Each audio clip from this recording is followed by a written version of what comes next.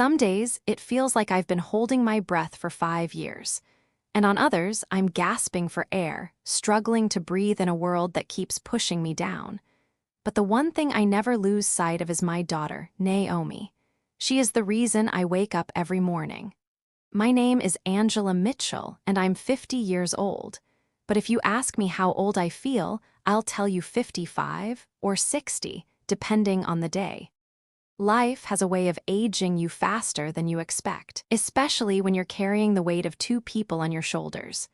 I live in a small, modest house in the south side of Chicago. It's a neighborhood that tells stories of struggle, survival, and sometimes triumph.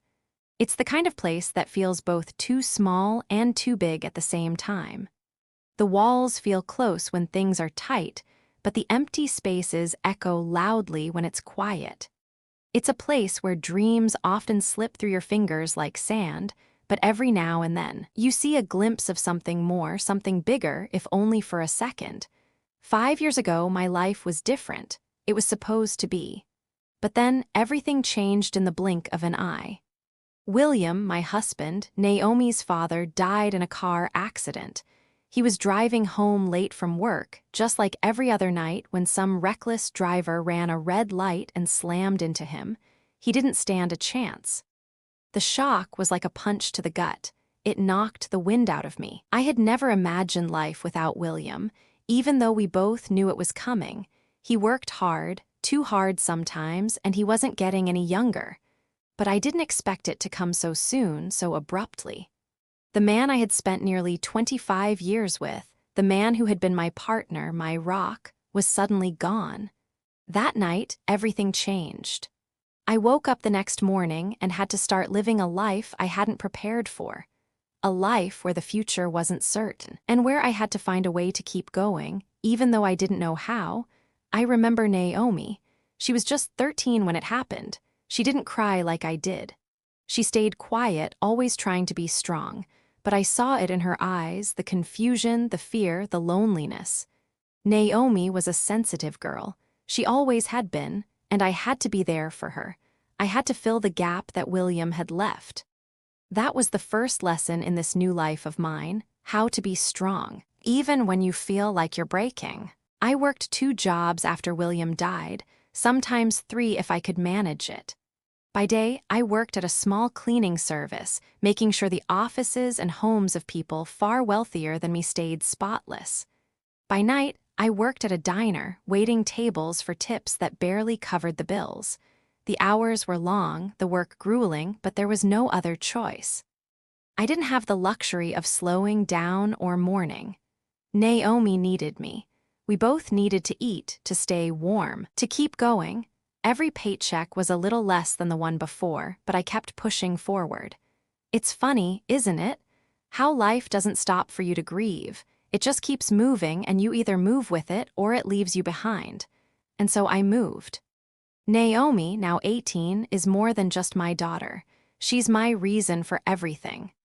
I can still see her in my mind, the young girl who would sit at the kitchen table with her homework, her eyes focused but distant. And now she's almost an adult, ready to leave me, ready to take on the world to find her own path.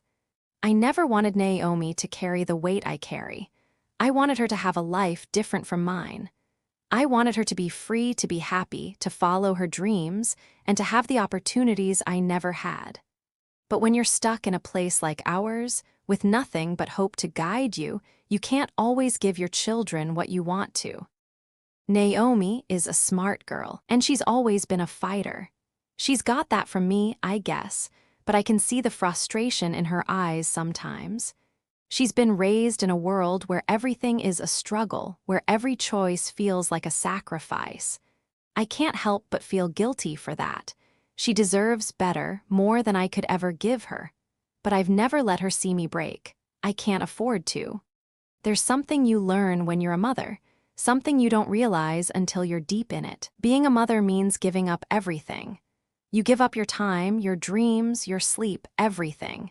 And even if you don't have much, you give it all. You give it until there's nothing left, and then you keep giving. I never expected to be a widow at 50.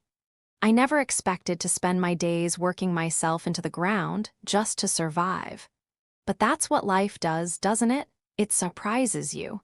It takes things away when you least expect it. But I've learned to keep moving, to keep giving, to keep loving, because I have no other choice. I often find myself thinking about William, wondering what he would have done if he were here now. Would he be proud of Naomi, of me? Would he have been able to help us like he always promised he would? The answer is complicated, and I can't quite figure it out. William wasn't perfect, but he was a good man. I married him because I saw the good in him, the potential, the promise, and we built a life together. A life that's now just a memory. Some days I wish he were here. Some days I think about what it would be like to have him beside me, to share the burden of raising Naomi, to dream about the future with him. But then I remember what I'm doing right now and how I've made it this far without him. Maybe that's the lesson I'm supposed to learn, that I'm stronger than I thought, that I can do this. For Naomi, for us, I'm Angela Mitchell and I'm still standing. And no matter how hard life gets, I always will be. There are days when I wonder if Naomi truly sees me, or if she just sees the mother she thinks she should have. The one who smiles and nods, who makes dinner, who listens with patience and a quiet strength that's become my armor. But that strength, as much as it holds me together, sometimes feels like a barrier between us. I can't always reach her, not in the way I want to. Naomi's 18 now, and everything about her has changed. Her face still holds the soft, round edges of childhood, but her eyes, those eyes, once full of innocence and trust, now carry something else. There's frustration behind them, confusion about her place in the world, and a distance I can't seem to cross. When she looks at me now, it's not just as a daughter who needs her mother. It's as if I'm a symbol of everything she's tired of, everything she wants to escape. It's the small things that tell me we're drifting apart, those moments when I speak and she doesn't hear me, or when I offer advice and she's too quick to brush it off. She's always been headstrong, but now she's a little too quick to argue, and it's always over the same thing, her future. "I can't do this anymore, Mom," Naomi says one night, her voice sharp as she stands in the kitchen, still dressed in the clothes she wore to school, her school bag hanging loosely at her side. "I can't live like this." I'm used to hearing her complain about school, about the endless hours spent in a classroom that never felt like it belonged to her. But this is different. There's something final in her tone, something broken. Like what? I ask softly, trying to keep my voice steady. I know the path this conversation can take. I've been down it before, the one that ends with her walking away, leaving me behind in a cloud of frustration and helplessness. "Like everything," she mutters, her hands clutching the edge of the counter as though it's the only thing holding her up. "You expect me to do everything the right way, get good grades, go to college, follow the rules. But what has it gotten me? I don't even have time for my own life." I don't answer right away, not because I don't have something to say, but because I can feel it, the weight of her words, the truth behind them. She's right. I've been pushing her, maybe too hard, trying to make sure she doesn't fall into the same traps that I did. I want more for her, but at what cost? Sometimes I wonder if, in my attempt to protect her, I've lost her in the process. "Naomi, I just want you to have options," I say, my voice cracking a little. "To have choices. I don't want you to end up like me, working 2 jobs just to keep our heads above water. I want you to have a future that's better than this." She looks at me then, really looks at me, and for a moment, I can see the young girl who used to hug me after school, the one who'd laugh with me over dinner. But it's gone in an instant, replaced with a bitterness that cuts deep. "Yeah, well, I don't want the life you have, Mom," she spits out. "I want to do something more, something that's mine. I'm tired of being stuck in this place with no way out." The words hit harder than anything I've ever heard her say. She doesn't know it yet, but she's standing on the edge of something dangerous, something that might pull her under. I can feel it, that pull toward a future she's not ready for, one that will test her in ways I can't protect her from. "You don't know what it's like, Mom. You don't know what it's like to feel trapped," she continues, her voice rising with each word. You never have to fight for anything, you just get by. I know she's angry and I understand why, I do. But this is different. This is something I can't fix with a gentle word or a hug. I feel the lump in my throat rise, but I hold it down. I have to hold it together. I can't let her see me fall apart. I've fought my whole life, Naomi. I reply, my voice trembling despite myself. Fought for you, fought for this family every day. I've done the best I could, given what we had. And you're right, I've never asked you to fight for anything. I never wanted that for you, I wanted more. She falls silent, her eyes darting around the room like she's looking for something. But there's nothing to find. Not here, not in this house, not in the life I've built for her. I've given everything I have, and still it's not enough. I'm sorry, Mom, she says quietly, the anger slowly draining from her voice, replaced by something softer. I don't mean it, I don't know what to do anymore. I don't know where I'm going. I take a deep breath, trying to steady myself. This is the hardest part, seeing her lose herself, seeing her confused and broken, and knowing that I can't fix it all for her. She has to find her own way, just like I did. Naomi, I say, stepping toward her, my hand reaching out to rest on her shoulder. You don't have to know everything right now. You're still figuring it out, and that's okay. But don't ever think that I'm not here for you, that I won't help you no matter what. You're my daughter. I'll always fight for you. She doesn't answer right away, but I see the tear that escapes her eye, the one she doesn't want me to see. I want to pull her close, tell her it's all going to be okay. But I can't lie to her, not anymore. She has to fight for herself, just like I fought for her. But that doesn't mean I'm giving up on her. Not now, not ever. Come on, I say, squeezing her shoulder gently. Let's sit down, we'll figure it out together. She nods, her body still stiff, but she follows me to the living room. The silence between us is heavy, like a weight we can't shake. I don't know what comes next. I don't know where this path will lead, but I do know one thing, I'll stand by her. I'll always stand by her. And maybe, just maybe, we'll find our way through this together. The tension in their relationship grows as Naomi begins to push against the boundaries Angela has set for her. Frustrated by a future she feels is already determined for her. The struggle between wanting a better life and feeling trapped by her circumstances creates a deep divide between mother and daughter. Yet at the same time, it highlights the love and complexity of their bond. As Angela fights to keep Naomi on a path she believes is best, Naomi's desire for independence clashes with the constraints of their reality.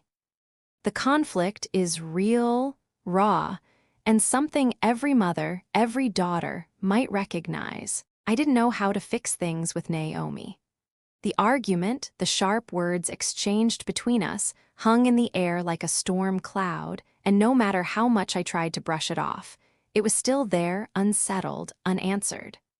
There are times in life when you're forced to look at the people you love, the ones you would die for, and realize that maybe, just maybe, you don't understand them as well as you thought. Naomi and I had always been close, but now, the distance between us seemed impossible to bridge. But life doesn't stop for your heartbreak. It just keeps moving.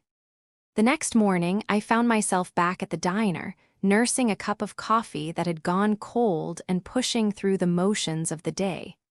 The low hum of the kitchen, the clattering of dishes, and the chatter of the regulars were all that kept my mind from spiraling. I didn't have time to indulge in my own feelings of failure as a mother. The bills wouldn't pay themselves. Naomi still needed me. I was wiping down the counter when the bell over the door jingled, signaling someone's arrival. I didn't look up at first. This place always had someone new walking in or out, a steady stream of faces that never really mattered.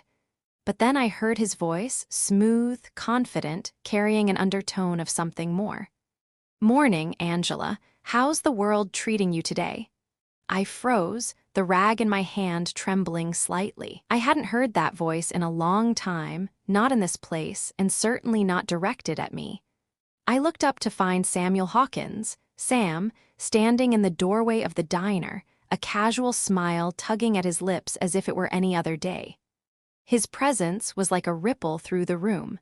His suit, impeccable as always, contrasted sharply with the simple, worn atmosphere of the diner.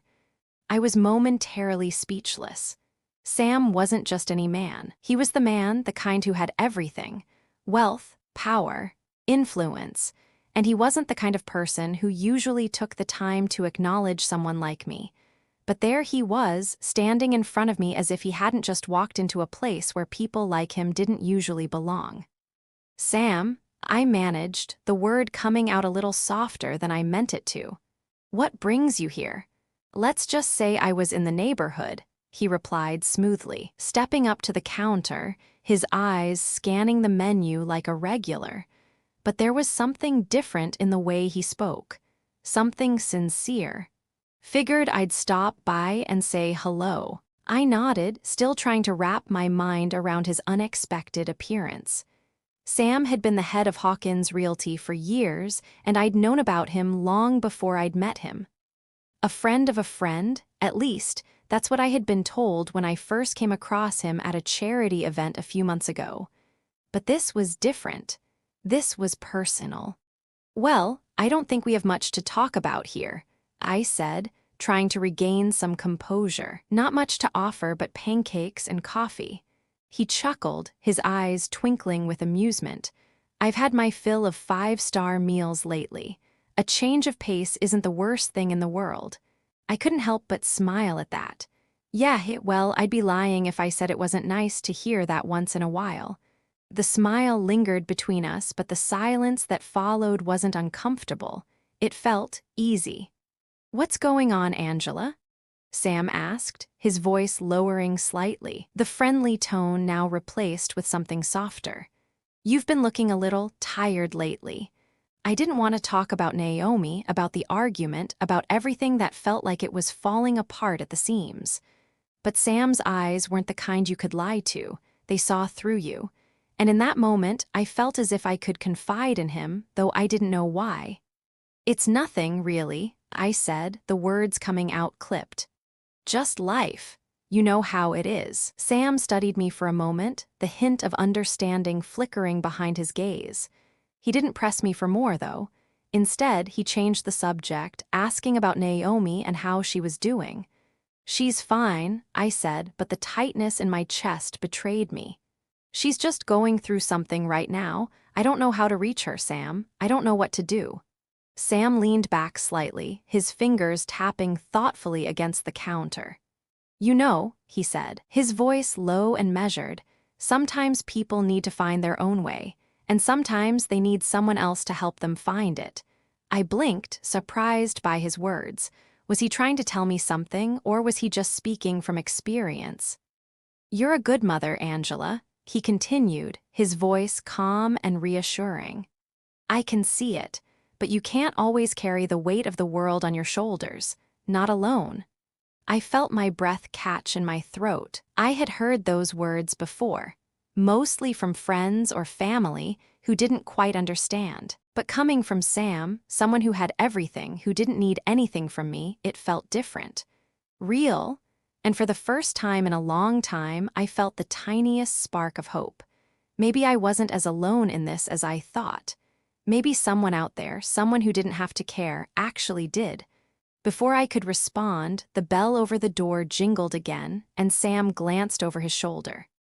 A couple had walked in, chatting casually as they made their way to a booth. Sam looked back at me, a slight smile tugging at the corner of his mouth. "Well, I should probably let you get back to work," he said. "But if you ever need someone to talk to or help with anything, don't hesitate to reach out. I've got a bit of pull in the city, you know." I couldn't help but laugh softly. "I don't know what I'd need with pull, Sam, but I'll keep that in mind." He nodded, tipping his head slightly, his expression still warm but enigmatic. "Take care of yourself, Angela. And tell Naomi I said hello." With that, he left as quickly as he'd arrived, leaving me standing there, a million thoughts swirling in my mind. I didn't know what it was that Sam saw in me, or why he had suddenly taken an interest. But for the first time in a long time, I felt like there might be something more for me beyond this small diner, beyond this small life I had built for myself and Naomi. Maybe it was the promise of something better, or maybe it was the simple kindness of a man who saw me for who I really was, not just as someone struggling to get by. Either way, I couldn't deny that something in me had shifted. I didn't have all the answers. I didn't even have the courage to ask for what I needed. But for once, I felt like I wasn't alone in this fight. And maybe, just maybe, that was enough to start something new. The days that followed Sam's visit felt like a strange mixture of hope and uncertainty. Hope, because for the first time in what felt like forever, someone outside of my little world had taken the time to care. Uncertainty, because I had no idea what Sam's offer of help really meant.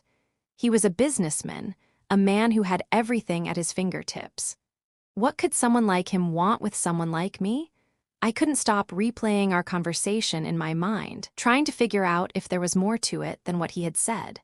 But life, as always, had a way of moving forward, regardless of how much I thought about it. Naomi had been quieter than usual since our argument, and I could feel the tension thickening in the air every time we were in the same room. She wasn't angry anymore, but she wasn't talking to me either.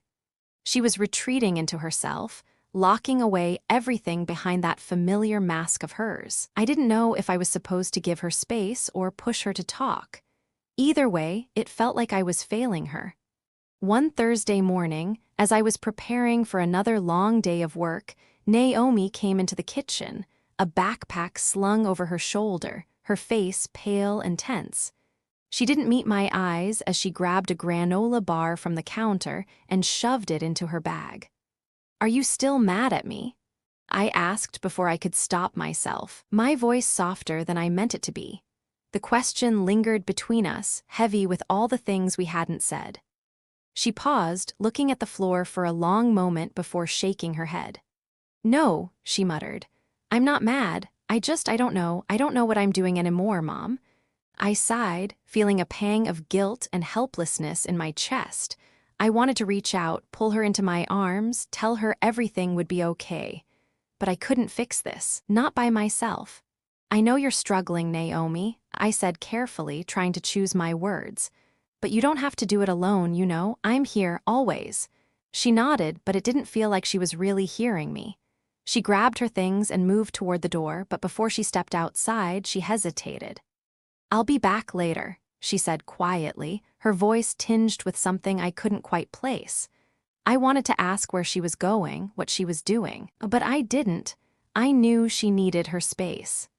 As she left, I stood there in the quiet of the house, wondering how to fix the broken parts of our relationship. I couldn't force Naomi to talk to me, but I knew I couldn't keep pretending that everything was fine. It wasn't, and it hadn't been for a long time.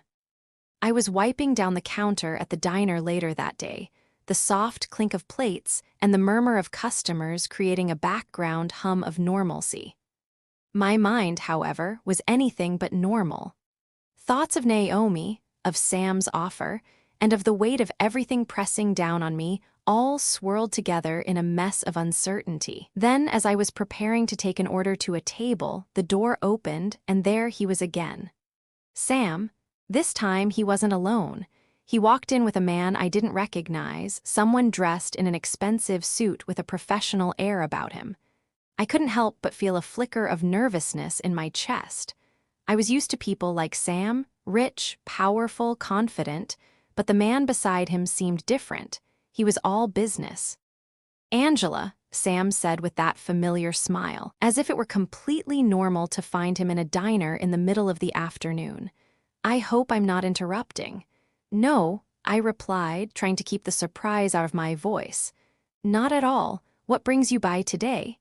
Sam's eyes sparkled with that mischievous glint I was beginning to recognize.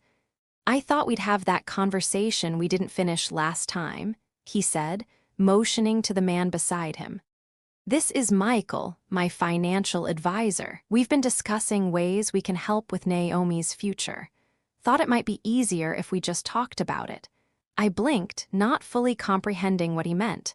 Help with Naomi's future. I repeated, my voice a little higher than usual. Michael, the man beside Sam, stepped forward. Yes, Angela, he said smoothly. Sam mentioned to me that Naomi's been facing some challenges, and well, we believe we can help. We have connections, resources, and we can offer a few opportunities for her should she want them. I felt a rush of confusion and disbelief. Opportunities? I asked, struggling to keep my emotions in check. What kind of opportunities? Scholarships, internships, connections to people who can guide her, Sam interjected. She's a bright girl, Angela. She just needs the right direction. We can help with that. You've worked hard to give her everything you could. Let us do the same. I couldn't believe what I was hearing. A part of me wanted to refuse, wanted to tell him that I didn't need his charity, that I could handle it myself. But another part of me, the part that had watched Naomi struggle day after day, wondered if this was the chance she needed. You're offering her a chance to go further, I said slowly, almost to myself. To have what I couldn't give her. Exactly, Sam said, his tone calm and reassuring. It's about giving her options, Angela. We know how hard you've worked. Let us help ease that burden. The weight of his words settled over me like a blanket, heavy, but strangely comforting. I didn't have to do this alone anymore. Sam wasn't just offering me a handout, he was offering Naomi a future. A chance to escape the cycle of struggle that had been our reality for so long. I stood there, unsure of how to respond. The pride in me wanted to say no, to keep fighting on my own. But the mother in me, the one who wanted nothing more than to see Naomi succeed, knew this might be the best chance we would ever get. I don't know what to say, I stammered, my voice quiet with a mix of gratitude and hesitation. This is so much more than I ever expected. You don't have to say anything right now, Michael replied smoothly. Take some time to think about it. We just wanted to make sure you knew the offer was on the table. As Sam and Michael left the diner, I stood frozen for a moment, the weight of their words still pressing down on me. This was it, the turning point I hadn't seen coming. They were offering us a way out, a way up. But at what cost? I wasn't sure. I didn't have all the answers. But for the first time in a long time, I felt like maybe, just maybe, things were going to be okay. The days after Sam's visit were a blur. The weight of his offer pressed on me constantly, settling in my mind like an unwanted guest that wouldn't leave. I couldn't stop thinking about it. The promise of a future for Naomi, one I could never have dreamed of giving her. The scholarships, the internships, the connections that could open doors I'd never even imagined. It was everything she needed, everything I wanted for her. But it came with a price. I knew that Sam didn't just do things out of the kindness of his heart. There was something beneath the surface of his offer. There always was, but what was it? What did he expect in return?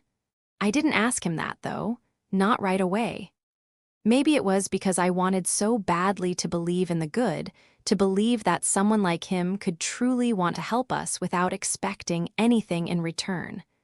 But the more I thought about it, the more I questioned myself. Was I doing the right thing by even considering it? The diner was slow that afternoon. A few regulars came and went, their faces familiar, their chatter a constant hum in the background. I was cleaning the counter when Naomi came in, her face pale and drawn, her eyes tired. She didn't say anything as she sat down, just stared at the menu for a while. I knew her well enough to recognize that something was off, but I didn't want to push her. Not after everything that had happened. How was school today? I asked, trying to keep my voice light to bridge the gap between us. Naomi didn't look up immediately. Fine, she muttered, her voice barely above a whisper. She twirled the straw in her glass absent-mindedly, her expression distant. It was the same routine, her putting on the mask of indifference while I stood on the other side, waiting for her to let me in. Do you want to talk about it?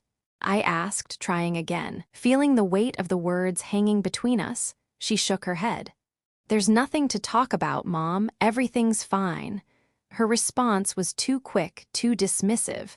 It was clear she was shutting me out again, and it hurt more than I could say. I didn't know how to fix this, how to help her when she wouldn't let me, but I wasn't about to give up, not when I knew how much she was struggling. "Okay," I said, trying to keep my voice steady, though the ache in my chest made it difficult.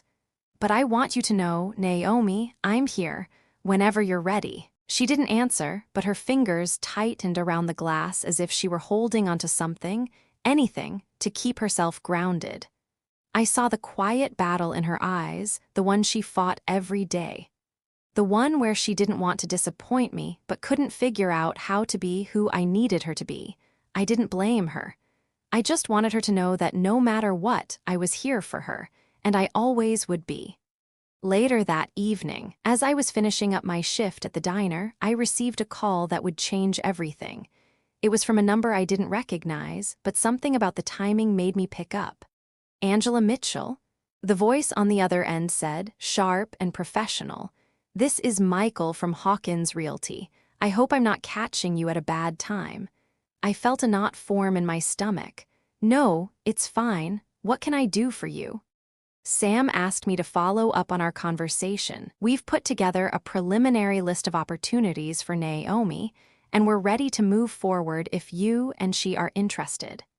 We understand it's a big decision, but the window for some of these scholarships and internships is closing soon. We'd like to have everything in place by the end of the month." End of the month? That wasn't a lot of time to make a decision. My mind raced, the weight of the choice hanging over me like a shadow. This was real. It wasn't just a vague offer anymore. It was happening. Naomi could have everything she'd ever dreamed of, but it meant accepting help that might come with strings attached. "How much time do I have to discuss this with her?" I asked, trying to steady my voice. "Take as much time as you need, Angela, but we want to make sure we don't miss the chance. Let me know what works best for you both. We're here when you're ready." I hung up the phone, my mind spinning. Naomi. What would she want? What did I want for her? I knew she needed help, but was this the right help? Was this really the right decision for her, for us? When I got home, Naomi was in her room, the door closed and the lights dimmed. The silence between us had deepened again, and I wasn't sure how to break it. But tonight felt different.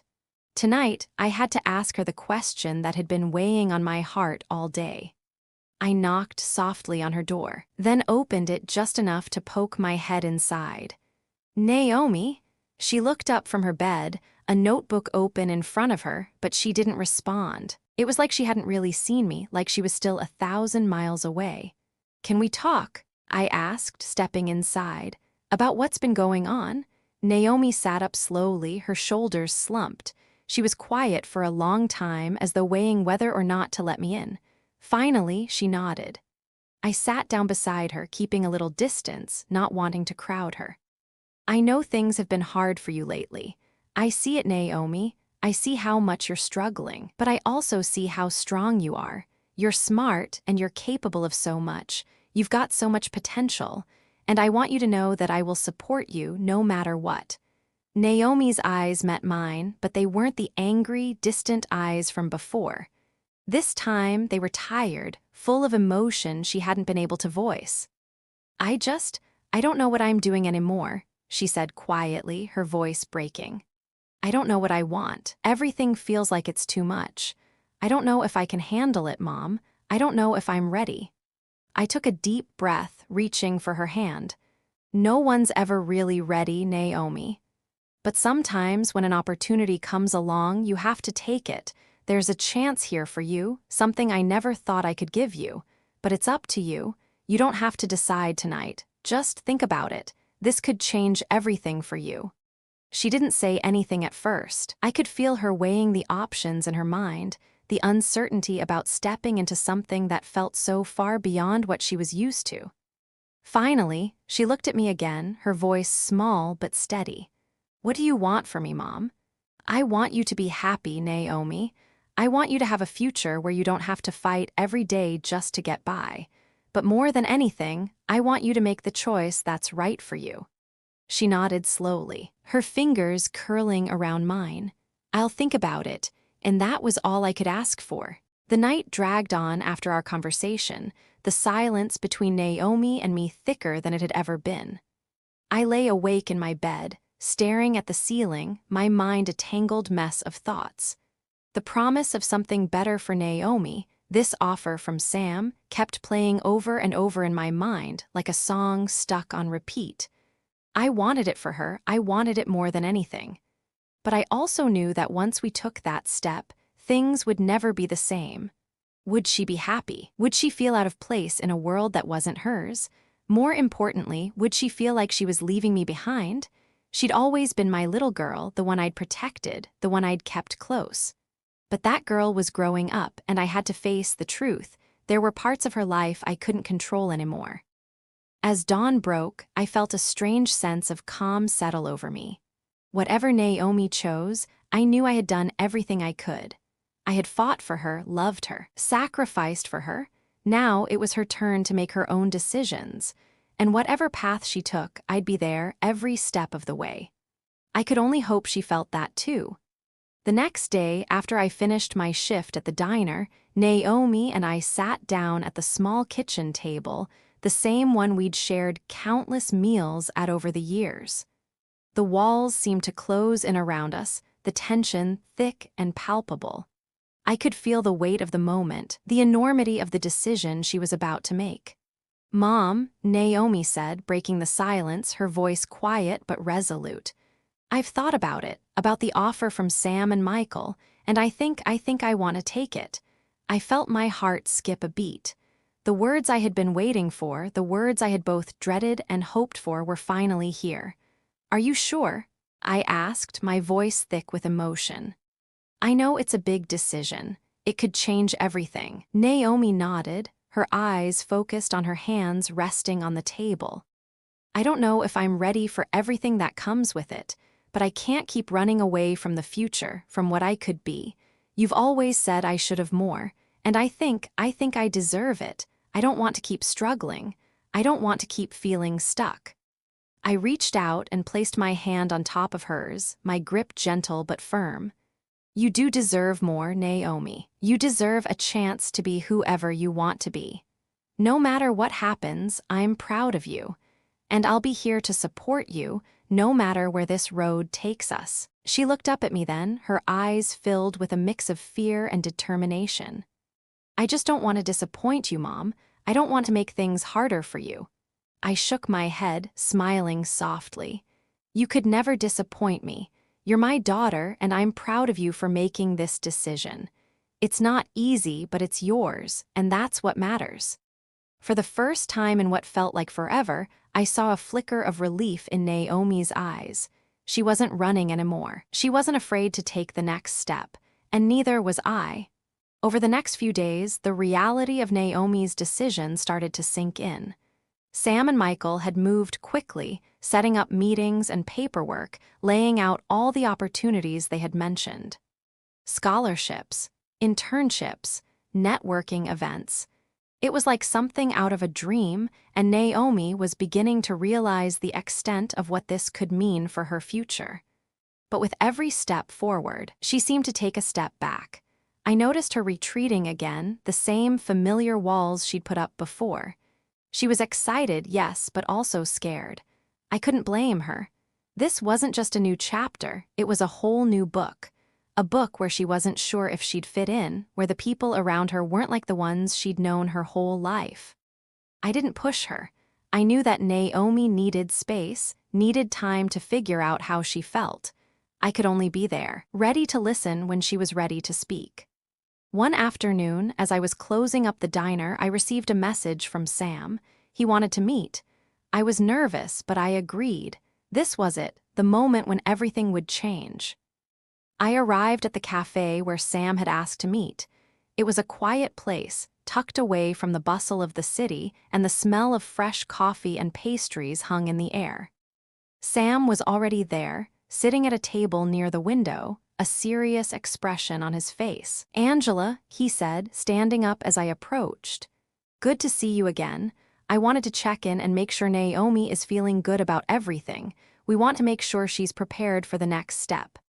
I sat down across from him, my hands folded in my lap, trying to stay calm. She's made her decision, I said softly. She's ready. But I'm not sure she understands what all this means. I mean, this isn't just about getting a scholarship or an internship. It's about stepping into a world she's never been a part of. And I'm afraid it might be too much for her. Sam studied me for a moment, his expression unreadable. Then he leaned forward slightly, his tone softer than I expected.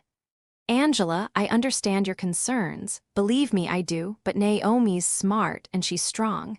She'll find her place. And you'll be there for her like you always have been. That's what makes all the difference. I looked down at my hands, my mind racing. I know I've done everything I could, but I don't know if I've given her enough to face this world. I've kept her safe, kept her close, but maybe that's been the wrong thing all along. Sam's voice softened even further. Sometimes, Angela, we have to let go. We have to let them step into the world on their own, even if it scares us.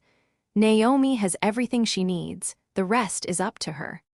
I took a deep breath, my heart heavy with the weight of his words. He was right. I had to trust her. I had to trust that all the years of love, of sacrifice, had prepared her for this moment. Sam leaned back in his chair, his eyes steady. We're offering Naomi a chance, but it's up to her to take it, and you can't protect her from that choice. It's a big world out there, Angela, but she has what it takes to make it.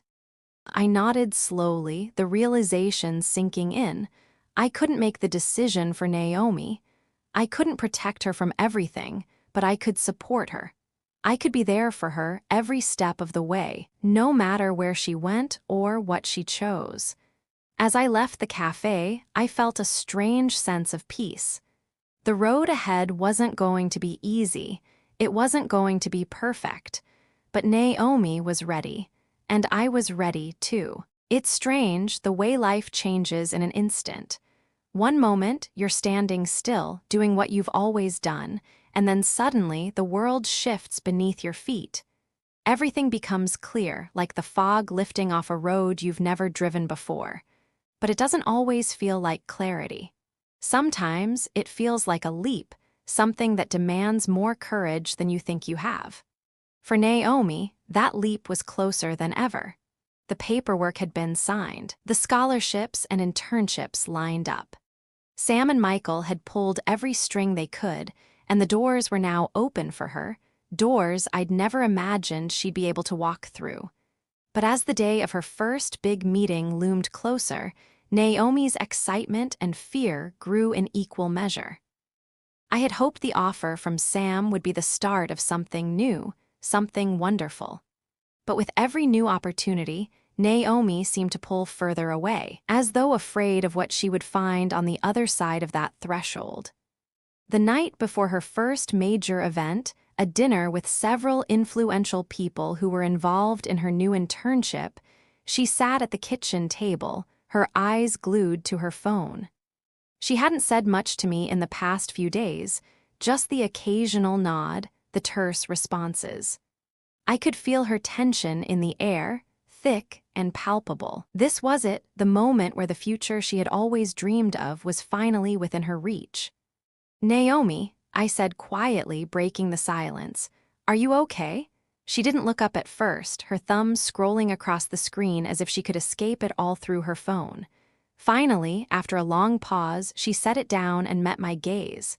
Her face was a mixture of determination and something I couldn't quite place. I don't know, Mom, she said, her voice small but steady. This is all happening so fast. I don't know if I'm ready for this. I'm not sure if I belong there. Her words hit me like a punch to the gut. I'm not sure if I belong there. It was the same fear I'd had when I'd taken this job in the diner, when I'd fought for every penny to feed her, to keep a roof over our heads. When I'd looked at the world around me and felt like I didn't belong. I understood that feeling. It was a feeling I carried with me every single day, but I had learned how to bury it. You belong, Naomi, I said, my voice firm. You've worked hard to get where you are. Don't ever think you don't belong. I don't care who's on the other side of that door. You've earned this. Naomi looked at me then, really looked at me as if seeing me for the first time in a long time. "I'm scared," she whispered. I moved to sit beside her, placing a hand on hers. "I know you are, but you can do this. You've been through so much, Naomi. You've made it this far. Don't let fear hold you back." She didn't answer right away, and I could see her mind racing, her thoughts a whirlwind of excitement and doubt. Finally, after a long silence, she spoke again. "I don't want to disappoint you, Mom. I don't want to mess this up." I squeezed her hand, my voice soft but filled with the certainty I had always felt for her. "You could never disappoint me. You're my daughter, Naomi, and no matter what happens tomorrow or the next day, I'll always be proud of you." She nodded slowly, but I could still see the unease in her eyes. It wasn't gone, not completely, but it was a start, a first step. The next evening, as Naomi prepared to leave for the dinner, she stood in front of the mirror, adjusting her dress, her fingers nervously smoothing down the fabric. I stood at the doorway, watching her, feeling the weight of everything we had talked about. "You look beautiful," I said, my voice thick with emotion. She didn't look at me at first, but I could see the faintest trace of a smile tug at her lips. "Thanks, Mom," she said softly. Then she turned, meeting my gaze. "I'm going to do this. I think I'm ready." "Of course you are," I replied, stepping forward and brushing a strand of hair from her face. "But remember, no matter what happens tonight, you don't have to be perfect. Just be yourself. That's all anyone can ask." She smiled then, the nervousness still there but softened by my words. "I'll try." I watched her leave, my heart heavy with pride and fear. Naomi was taking that leap, stepping into a world that felt unfamiliar, one that was waiting to swallow her whole if she let it, but I knew she wouldn't let it. Naomi was strong, far stronger than I ever was at her age. The dinner went better than I expected. At least, that's what Naomi told me when she came home. Her eyes were bright, her voice animated as she spoke about the people she had met, the conversations she had had. For the first time in days, I saw the spark in her eyes that had been missing for so long. She was excited, but more than that, she was confident. She dropped her bag onto the couch, flopping down beside me with a sigh of relief. "You were right, Mom," she said, her voice filled with a quiet amazement. I did belong there. They didn't look at me like I didn't fit. They listened. They were impressed with what I had to say. I smiled, my heart swelling with pride. "I knew you would be fine," I said, my voice thick with emotion. "I knew you had it in you." Naomi smiled back, her face softening as she leaned into me. "I couldn't have done it without you, Mom. You've always believed in me, even when I didn't believe in myself." I wrapped my arm around her, holding her close. For the first time in a long time, I felt like maybe, just maybe, we had both taken that leap together. The road ahead wouldn't always be easy. There would be struggles, and there would be moments where Naomi would question everything. But tonight, for the first time in what felt like forever, I saw the woman she was becoming. Strong, determined, and ready to face the world her world. And for the first time, I wasn't afraid for her future. Because I knew she could handle it. She already had. Naomi had changed. And in the weeks following that dinner, I saw it with every conversation, every small victory she shared with me. The girl who had once been hesitant and unsure was now stepping into her own. She was becoming the person I always knew she could be, but more than that, she was becoming the person she needed to be for herself. She was starting to thrive in a way I had never seen before. She came home from meetings with a quiet confidence, the same girl but with a new kind of light in her eyes. Each day brought a new challenge, a new opportunity, and Naomi was rising to meet them. And though I couldn't shake the part of me that worried, fearing she might one day leave me behind, unsure if she would need me in the same way again, I knew this was how it had to be. It wasn't just Naomi who had changed. I had too. In the past, I'd spent every waking moment worrying about how I was going to pay the next bill, how I was going to keep us afloat, and how I could give Naomi everything she deserved. I had spent so many years just surviving, never looking up to see what was around me. But now, With her future in motion, I realized I had been so focused on surviving that I had forgotten how to live. I found myself noticing the small things, like the way the sunlight filtered through the window in the morning, casting soft shadows on the kitchen floor. I started taking walks in the evening, something I hadn't done in years, just to clear my mind. I didn't realize how much I had been holding back until I began to let go, piece by piece. The house didn't feel as heavy anymore. Maybe it was because Naomi was finally standing on her own, or maybe it was because I was letting myself breathe again. I didn't know. All I knew was that for the first time in a long time, I didn't feel like I was drowning. But just as I was starting to feel some peace, just as I was starting to believe that maybe, after all these years of struggle, I had earned a moment of calm, the world threw something unexpected our way. It started with a phone call. I was sitting at the kitchen table one evening, a cup of tea in front of me, the quiet hum of the house surrounding me. It had been a long day, but it felt good to be still for a moment, to allow myself to rest. That's when the phone rang, cutting through the silence like a jagged knife. I picked it up without thinking, only half expecting it to be a telemarketer or a wrong number. But when I heard the voice on the other end, my stomach dropped. "Angela Mitchell?" the voice asked. "This is Jessica from Hawkins Realty. I'm afraid I have some news regarding Naomi's internship." The words hit me like a punch to the chest. "What happened?" I asked, my voice tight. Jessica hesitated for a moment before speaking again. "There's been a change in the company. Due to some restructuring, Naomi's internship has been rescinded. We're terribly sorry for the inconvenience, but we're unable to continue with the placement." I sat in stunned silence for a few moments. The words didn't make sense. Rescinded? Naomi's internship had been one of the few things that gave her direction, something she'd been working toward for months. It was the opportunity of a lifetime. "Are you sure?" I asked, my voice barely a whisper. "There must be some mistake." "I wish I could say otherwise," Jessica replied, her voice apologetic but distant. "But I'm afraid the decision has already been made. We're looking at other options for Naomi within the company, but it may take some time." "How much time?" I demanded, my frustration rising. There was a long pause on the other end of the line. "I can't say at this point. We'll be in touch with any updates."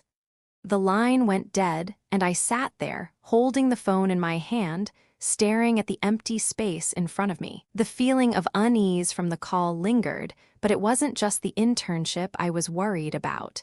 It was Naomi. What would this mean for her? Would she blame herself? Would she feel like she wasn't good enough? I tried to shake off the dread creeping up my spine, but it was there, settling in my chest like a stone.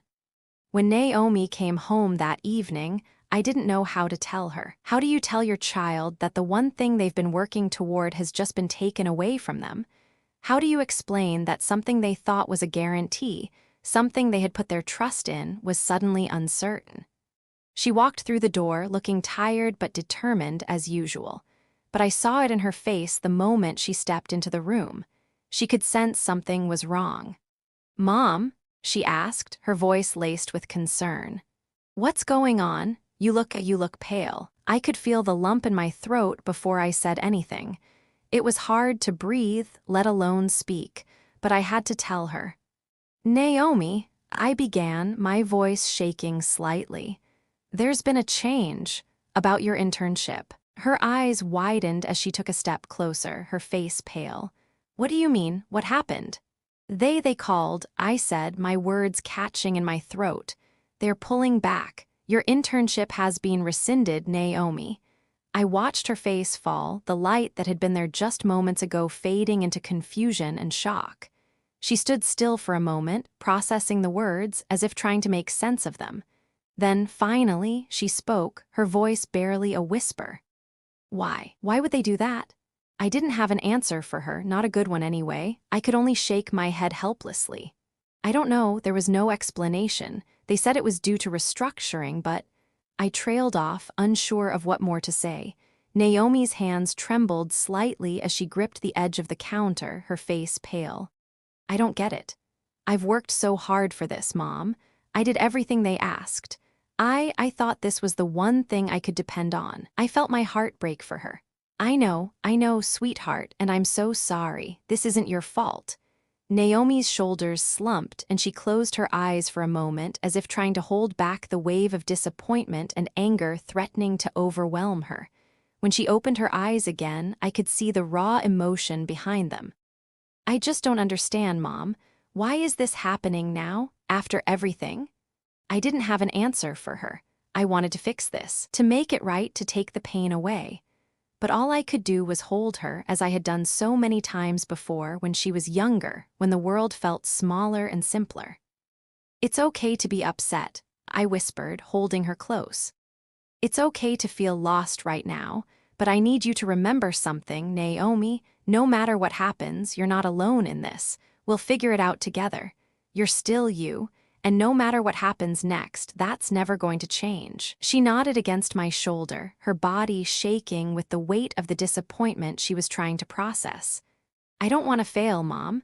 You won't, I said, my voice steady but filled with a quiet resolve. You're not going to fail. This is just one bump in the road. We'll get through it, Naomi, together. I didn't know what the future held.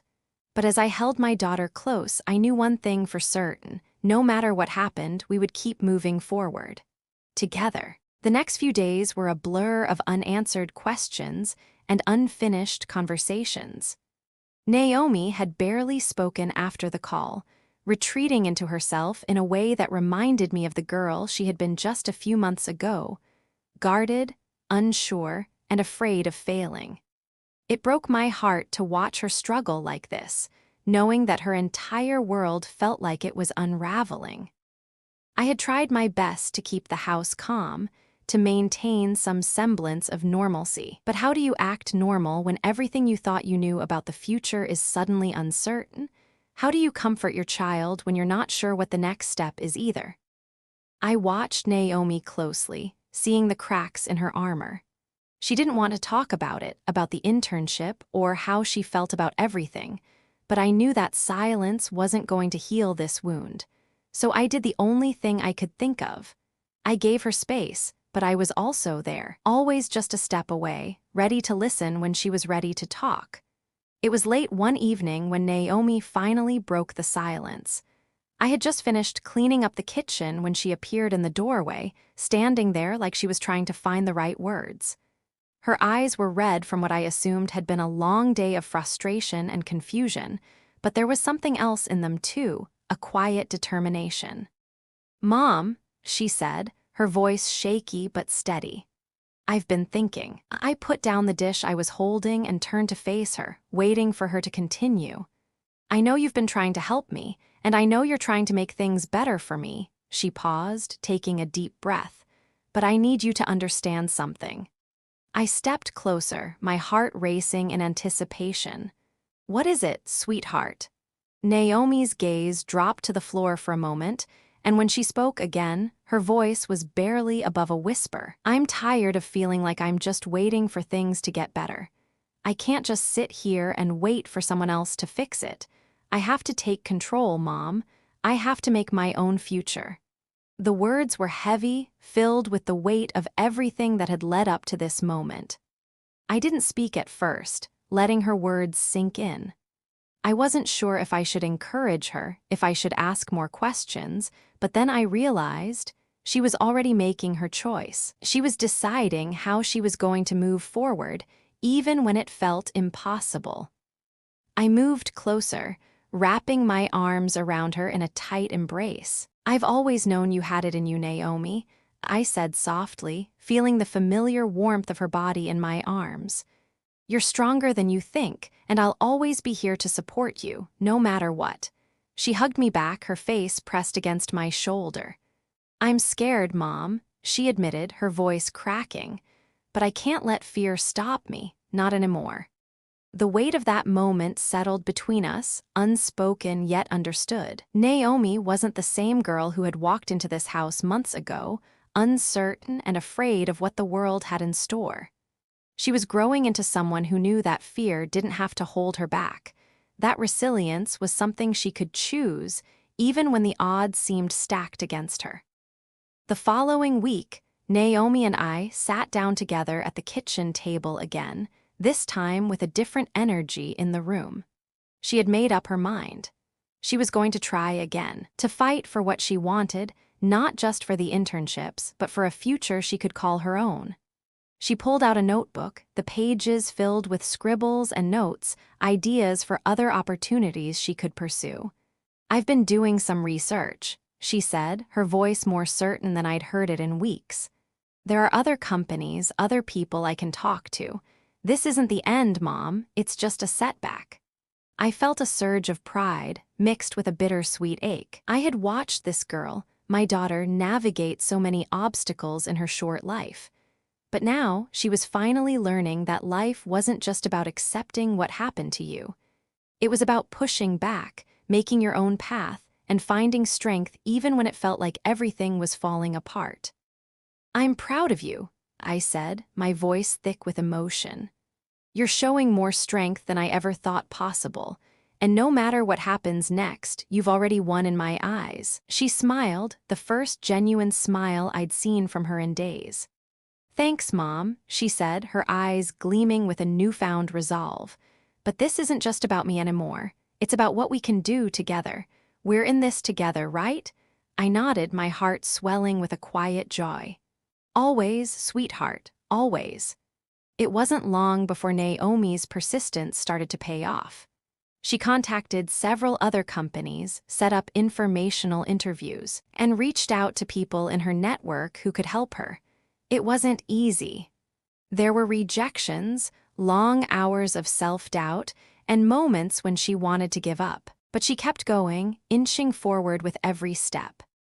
And then, one afternoon, just as I was about to close the diner, Naomi burst through the door with a wide grin on her face, holding an envelope in her hand. My heart leaped in my chest, knowing exactly what it meant. "I did it, Mom," she exclaimed, practically bouncing on her feet. "I got an internship, a real one, a big one. It's with a company that does work in social justice, and they want me to start next month." Tears sprang to my eyes as I looked at her, unable to speak for a moment. The pride and joy I felt were overwhelming. This was her moment, her victory. "You did it, Naomi," I said, my voice trembling with emotion. "You really did it." She threw her arms around me, pulling me into a tight hug. "We did it, Mom," she whispered. "We both did." And in that moment, I realized that this wasn't just about Naomi's future. It was about both of us. It was about the journey we had taken together, the struggles, the triumphs, and the lessons learned along the way. Naomi had fought for her place in the world, and I had fought for her, and together we had found our way. This was just the beginning of a new chapter, one where the future was no longer a fear, but a promise. The weeks that followed Naomi's acceptance into the internship felt like the first breaths of spring after a long, cold winter. Things were still uncertain. Life never gave us any guarantees, but for the first time in a long while, the air felt a little lighter. Naomi was walking around with a quiet confidence, and I could see it in the way she carried herself, in the way she approached each new challenge with determination rather than hesitation. I'd always known she had it in her, but seeing it unfold before me made me realize how far we had both come. It wasn't just Naomi who was transforming.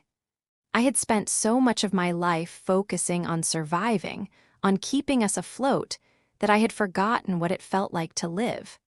But now, with Naomi standing on her own, I found myself starting to breathe again, starting to rediscover pieces of myself I had buried for so long. I found time to walk in the evenings, to enjoy a hot cup of coffee without rushing, to look out the window and appreciate the way the world moved around me.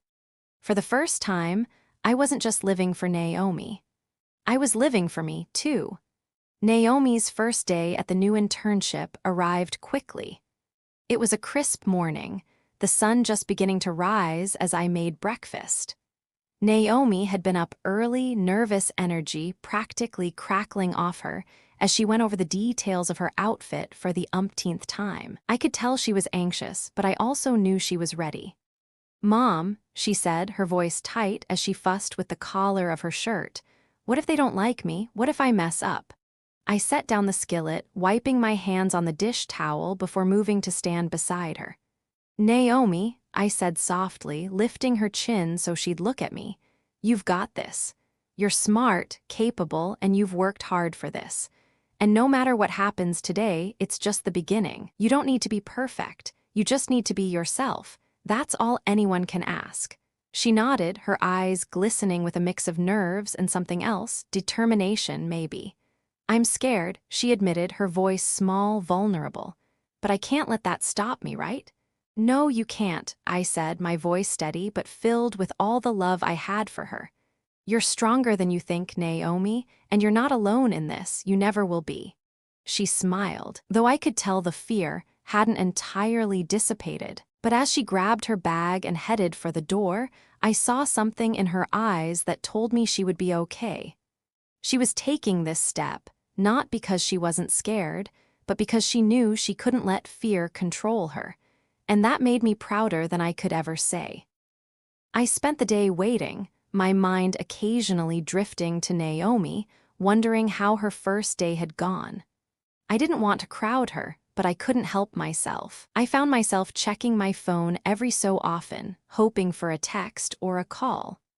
But when the evening finally came, and I heard the sound of the front door creaking open, I stood up from the couch, my heart pounding. Naomi stepped in, her face tired but lit up with a glow I hadn't seen before. There was a quiet sense of pride in the way she moved, in the way she held herself as she set her bag down by the door. Her eyes met mine, and for a brief moment, we just stood there saying nothing yet everything. "How was it?" I asked, my voice full of anticipation. Naomi grinned, a mix of excitement and exhaustion in her expression. "It was amazing," she said, her voice brighter than it had been in weeks. "I met some incredible people. The work they do is so cool, Mom, and I think I actually belong there. I'm not just some kid in a room full of adults. They treat me like I'm part of the team." I felt my chest swell with pride, my heart overflowing with love for her. "I told you you'd fit right in," she laughed softly, dropping her shoulders in relief. "You were right. I was so nervous, but once I got there, it felt natural, like this is where I'm supposed to be." I moved to sit beside her, pulling her into a hug. "I'm so proud of you," I whispered, my voice thick with emotion. "You're doing it, Naomi. You're making it happen." "I couldn't have done it without you," she said, her voice full of gratitude. "You've always believed in me, even when I didn't believe in myself. I don't think I could have taken this step without you." We sat there in silence for a while, the weight of her words settling in between us. It wasn't just the internship, or the opportunities, or the achievements. It was the fact that we had both found the strength to take that leap, not just into a new future, but into a new version of ourselves. We had both grown, in ways I hadn't realized until now. As the weeks went by, Naomi settled into her new role. It wasn't perfect. There were bumps along the way, moments of self-doubt and frustrations, but she was learning, growing, and finding her place. And I was watching from the sidelines, amazed at the young woman she was becoming. She had gone from being a girl who feared the future to someone who faced it head-on, willing to embrace whatever came next. I, too, was changing. The diner had slowed down in recent weeks, and I found myself with more time on my hands than I had in a while. I spent more of it with Naomi, but I also spent it doing things for myself, reading more, walking more, even starting to paint again. Little things that made me feel whole, things I hadn't realized I had been missing. I could feel the weight of the past few years starting to lift. The constant pressure of surviving, of just getting by, was fading away. I wasn't just living for Naomi anymore. I was living for me too, And that, more than anything, was the greatest gift I could give to both of us. One night, as I cleaned the kitchen after dinner, I heard Naomi in her room, her voice animated as she spoke on the phone. I couldn't make out all the words, but I heard enough to know she was talking about her internship, her future. Her dreams were no longer just whispers in the back of her mind. They were becoming reality, piece by piece. She came into the kitchen a little while later, a big grin on her face. "Mom, you won't believe what just happened. They want me to lead a new project. It's my first big assignment. I'm actually in charge of something." I stopped what I was doing, turning to look at her. "That's amazing, Naomi. You've earned it, every bit of it." She beamed, her eyes bright with excitement. "I'm doing it, Mom. I'm really doing it." And in that moment, I knew that this was just the beginning for both of us. The road had been long and filled with uncertainty, but we had made it. Naomi was on her way to becoming the woman she was meant to be, and I was rediscovering parts of myself I thought I had lost. Together, we were finding our footing, step by step, toward a future that was full of possibility. I wasn't sure where it would all lead, but I knew this for sure. We had already come so far, and the best was yet to come. It was a Sunday afternoon, the sun casting a golden glow through the windows as Naomi and I sat on the couch together, our legs stretched out in front of us, a quiet comfort between us.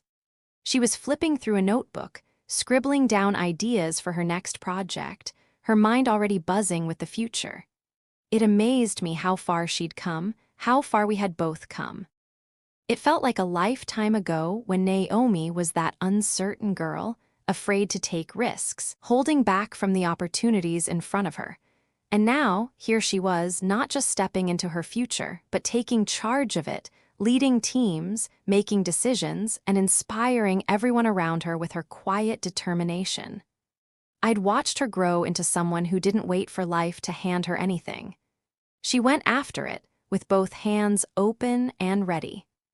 Her phone buzzed on the coffee table, and she glanced at it before picking it up. "It's from Michael at the internship," she said, her eyes lighting up as she swiped the screen. She read the message, then looked up at me, a smile spreading across her face. "They're offering me a full-time position after I graduate. If I want it, it's mine." I felt my heart swell with pride. I had known this was coming, but hearing her say it out loud, hearing her claim it for herself, was something else entirely. "You did it, Naomi," I said, my voice thick with emotion. "You've earned it, all of it." She set the phone down, her eyes meeting mine. "It's not just me, Mom. This is us. You've been there every step of the way. I couldn't have done it without you." I smiled, the weight of everything we had been through settling between us. We had fought so hard to get here. I had worked endless hours, sacrificed so much to make sure Naomi could have the opportunities I never had. And now, standing here on the other side, watching her take those opportunities and run with them, it made everything worth it. "Everything we've been through," I said, my voice quiet but sure, "has led us to this. And we're not done yet. This is just the beginning for you, for us." She nodded, a sense of peace settling on her face. "I know, there's so much more to come." That evening, after dinner, Naomi and I sat out on the porch, watching the sun dip below the horizon. The world felt calm, and for the first time in a long time, I felt like everything was exactly where it was supposed to be.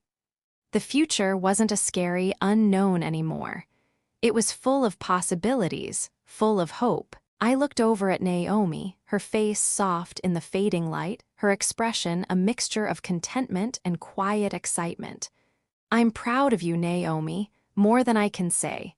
She smiled and took my hand in hers, squeezing it gently. "I couldn't have done this without you, Mom. You showed me what it means to fight for what you want, to never give up." I felt tears well up in my eyes, but I didn't try to hide them. "And you showed me that I don't always have to carry the weight of everything. That letting go isn't the same as giving up. I've learned so much from you." Naomi rested her head on my shoulder, and we sat there in silence, watching as the stars slowly began to fill the sky. It was a moment of peace, of understanding, of knowing that no matter what the future held, we would face it together. And whatever came next, success, challenges, new dreams, we would take it all in stride, just as we always had. Epilogue, a thank you.